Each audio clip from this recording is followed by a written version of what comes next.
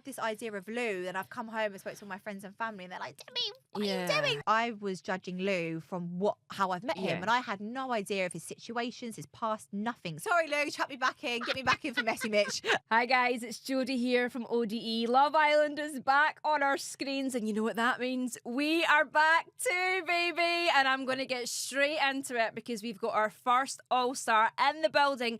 It's the ray of sunshine that is Demi! I'm so excited to be here. Thank you so much for having me. Thank you so much. And thank you so much for like hyping me up as well. Like you're such a hype girl. I'm a girly girl. I'm that girl in the bathroom hyping everyone up, and I'm in there all night. You look absolutely stunning.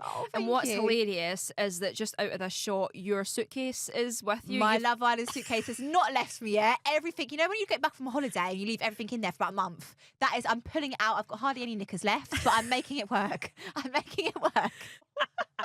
So listen, when you got the call about All Stars and it was going to be in South Africa and it's in January, was it a no-brainer? No, I didn't want to get too excited. I thought, I'm not going to jinx it. I'm just going to go with the flow because there's so many iconic islanders. So I thought, oh my God, I wonder if I'll have a chance.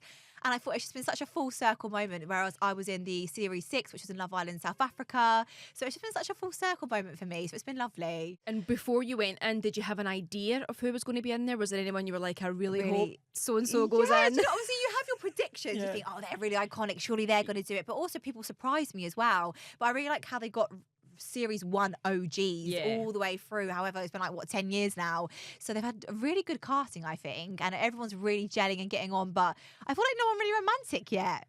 Do you know what I mean? I feel like everyone's going a bit crazy, but no one, by this point, there's normally a couple that really like each other, but I feel like there's no one yet. It's not properly heating up yet. No. Well, Lewis caught your eye. Oh! He did. Just the mention of the man's name and look at me. Stop it. Someone smitten. Do you know what? Even in the beach hut when they'd asked me about Lewis, I was like a giggly school child, honestly. But it's been crazy. You know, I think I've only known him a few weeks, so it's seriously early doors. I like to say I'm definitely still single, put that out there. And like, you know what? Lou's a lovely boy, so hopefully carry on, get to know. But it's hard when you come out here, the dynamics are different. So it's a shame. I think if we were in there longer, we could have seen it blossom a bit more and we'd be together and see what happens. But straight away, you get back to UK, different locations and whatnot. So yeah, we'll just see what happens. And a lot of you inevitably know each other from before because you've met at events and stuff. But had you ever met Lewis before? I've never met Lou. Right. So Lewis and Hannah were the only ones, like the full-on OGs that I've actually never met. Whereas everyone else you sort of know, so you get friends and your friends. So I think with Lou, I guess it was more mysterious. I was really getting to know him from like day one. Whereas everyone else you just sort of know and got an idea of. And then I believe Georgia S, who we'll talk about later on. Whole other can of worms. I believe she's friends with one of Lou's exes. Yeah. Now, the sort of person I am would want to ask questions. Was there that temptation, or was it still too early to even ask that? She was asking loads of questions, obviously, because they're friends. But I obviously know, I've met Callie before, friends of Callie, follow her on Instagram and everything. Is this Lou's ex? Lou's ex, yeah. So, but yeah, so Georgia was friends with her, so she was like curious and getting to know Lou and finding out all the ins and outs of it. But obviously I knew roughly, like he's obviously got a beautiful little girl and everything, but I didn't know the whole situation. It wasn't until I've come out and seen everything. I'm like, oh my God. Obviously when I was in there, I had no idea. So yeah, what was that like when you came out? Because obviously there was quite a lot said about Lou. Was that a bit of a shock? Were you like, where's this come from? It was definitely a shock. I think he was trying to process it, but I was also trying to process it because I was judging Lou from how I've met him, and I had no idea of his situations, his past, nothing. So I was just going on how he was treating me. So I was like, oh, he's so lovely or whatever.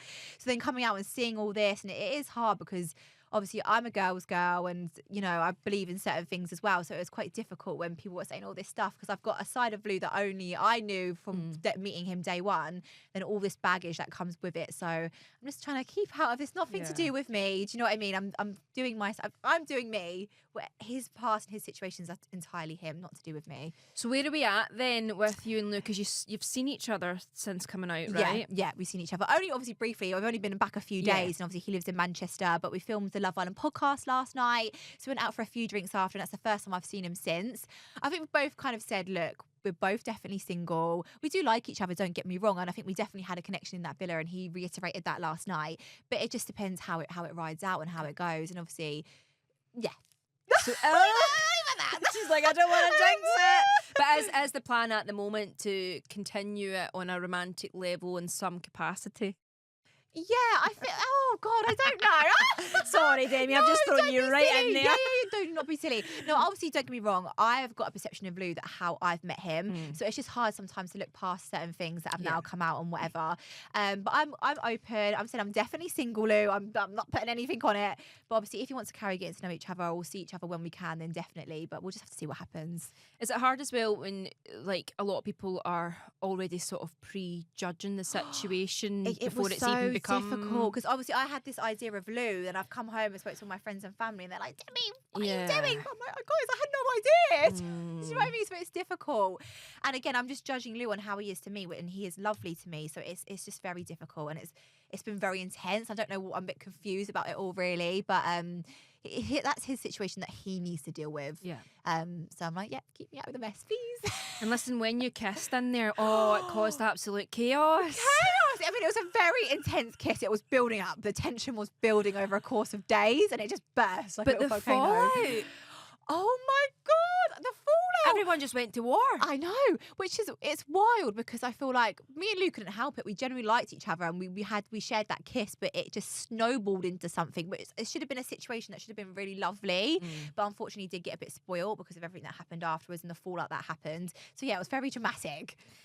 Let's talk about the phone moment. Oh my God, the phone! Demi, I can't believe this has gone viral. What was going through your mind? The phone was in your hand, babe. The phone was in your... We could see it. Can I just reiterate? Honestly, between that kiss and the recoupling, it was minutes. I'm talking like 5 minutes now between that kiss and the recoupling. So I've come downstairs, I picked up my phone, and I've looked in the mirror, and I've seen that my makeup is gone. And I'm like, when you're in there, you can sense something's about to happen. Yeah. Do you know what I mean? And we knew it was overdue for a recoupling, so I thought it's going to be a recoupling any minute now. So I run into the dressing room because I think I've only got a couple of minutes to quickly sort my makeup out. So I run in there just off this high off a kiss, and who sat there, Kaz? And I went into panic. I was like, what do I do? And I thought, I can't be like, I'm fixing my makeup because I've just had a big old snog on the terrace. So I was like, I'm just finding my phone. It was so funny though. Like, I actually loved it. I was like, we were like, but you've got the phone in your hand. I didn't even remember this happened until I've come out, and everyone keeps telling me, and I thought, oh my God, I didn't even remember it happened. It was such a blur. I feel like it's so relatable because we probably all do that. Like when you're trying to think on your feet, like. And then obviously there was a bit of a kind of fallout with Kaz after it. How was that? Do you know what? It was actually so difficult because I literally went and sat straight at the fire pit, and I think it looked like a really long time, but it wasn't. This was a couple of minutes. And obviously, it's hard. Like, do you want to like kiss and tell? Yeah. And if you know another girl was getting to know them, I'm not the kind of person to be like, I've had a smooch. I've come straight up to the girl like, I'm not like. And also, like, Kaz is a friend of mine, so I was trying to find the right moment, and I thought I'm not going to go tell her straight away. Yeah.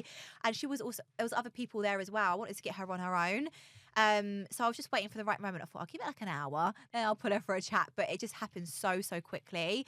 I think it was more. I don't think Kaz was more annoyed at me. I think she was more annoyed at the situation that unfortunately she coupled up with a boy, sort of not 100% knowing about the kiss. So I think she felt a bit embarrassed. So I think it was more so a pride thing than the actual of me necessarily not telling her. But so it was very quick that happened, guys. Like, it's not as easy as it looks when you're in there. And I think context-wise as well, I don't know if you've watched it back, but obviously Kaz and Lou were talking, and then he was talking about taking her to the terrace. See, so I didn't know this. Yeah. So this is naughty. So I didn't know this. I was too busy chin-wagging away with moles, and the next thing he comes up to me like, we're going to the terrace. I'm like, oh, okie dokie. So I've gone up there, but obviously I had no idea what his conversations with Kaz were. So now I can see it probably a bit differently, probably why she thought, oh, she's had a smooch and I haven't. And let's talk about Messy Mitch. Messy Mitch. Do you know what? He spun my head completely, because before I went in there, people would say, who are you apprehensive to see in there? And I was like, oh, it's definitely Messy Mitch. Like, I'm not a messy girl, so I thought I do not want to be anywhere near the tornado of Messy Mitch. But I got on there and he laid it on thick. So fit. I was just honestly so shocked. And when he was telling me, he went, oh, I met you at an event a few months ago, and I couldn't stop thinking about you. I thought, what? But this is what confuses me, because apparently when you met him at the event, he was quite cold with you. So cold with me. So I've met Mitch multiple times. Bear in mind, it's been at parties and whatnot. So then when I saw him at the event, I went up to him to say hello. I was like, hey, Mitch, how are you? And he went, oh, nice to meet you. I'm thinking, sorry? I met you. How many times have I met you? So I went, Mitch, I've met you about 3 times. Maybe he was drunk. I think he was drunk. And he was like, oh, really? And I was like, yeah. So I was like, oh, whatever, like, cool then, don't worry if you don't. Do you know what I mean? So I walked away with a bit of sour taste in my mouth. 'Cause I thought, oh, okay, you don't even remember me, or you've not even tried. So I just walked away thinking, oh, whatever. How could he forget you? But then apparently he was driving home thinking about me. He told all the Came in, hopefully he wasn't drunk. I know. I told the whole ITV team that he wants me in the villa. So I was just shocked. And I said, like, how did you even think that? And he was like, the eyes you were giving me. And I thought, I was looking at the eyes of confusion. Yeah. Definitely not eyes of anything else. I was looking at him like, are you okay? How can you The forget? wonder that is Messy Mitch. But then obviously, Honestly. so when you were in the villa, you wasn't expecting him to put it on you, and then he did. He did. It's funny Yeah, that. so I obviously was exploring it, but it was hard because he was obviously exploring Liberty at the same time. So it was difficult because I'm friends with both Lib and Kaz. Yeah. But I was fully stuck in the middle, getting to know Lou and also getting to know Lib. So it was, someone was going to get hurt or like stepped on it on some stage. But yeah, I think Mitch did really, really like me. And I think he wanted me and him to couple up at the recoupling. Right. And obviously the way the order worked, unfortunately, it didn't work out. So I think that's why he low-key tried to sabotage me and Lou. When he was like saying the whole "you're my number one" thing, Yeah. was that infuriating when you found out he'd said that to Lib as well? Well, he was saying it to everyone. So when he naturally saying it to everyone. You were saying it to me and I wasn't even in there. Exactly. So when he I'm joking. you're his number one when you come out. I will be. Yeah, you will be. After Mitch, he you'll be said- in here. If you're watching this, you know you'll be in here. We'll be discussing this. Literally. So when he pulled me to the mini fire pit and he was like, I really, really like you, you're my number one, I didn't really take it seriously. I was like, oh, really? You've been saying this to everyone? I said, you know, it's your words have lost value because I've seen you saying it to everyone. But I went, if it's true, I went, prove it. You can spend the next couple of days. Yeah. Don't mean you can't speak to anyone else, but just prove it over the next couple of days. He went, don't worry, Dems, I'm going to prove it to you. I'm going to prove it to you. So obviously I then didn't tell Libs about this conversation to a few days later, and she took it really personally, got really upset. But I was like, but it's Mitch, she's saying it to everyone. Yeah. So I didn't really think it was any of substance. So yeah.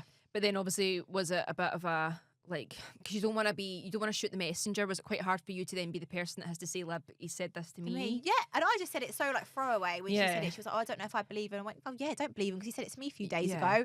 Boom. And then And I thought, no, I didn't think it'd be this much of a fallout. But obviously you can't control how other people react. And a situation that might not be deep to me is deep to somebody else. So that's what's difficult in because there. she's obviously Emotions- really liked him. Exactly, And and you've maybe not emotions really- realised how much she's, or maybe in that moment she didn't realise how much she liked him until then. Yeah, 100%. So Well, let's talk about last night's episode. I don't know if you've seen it. 'Cause you've been so I have busy. watched it. I've been catching up. It's messy.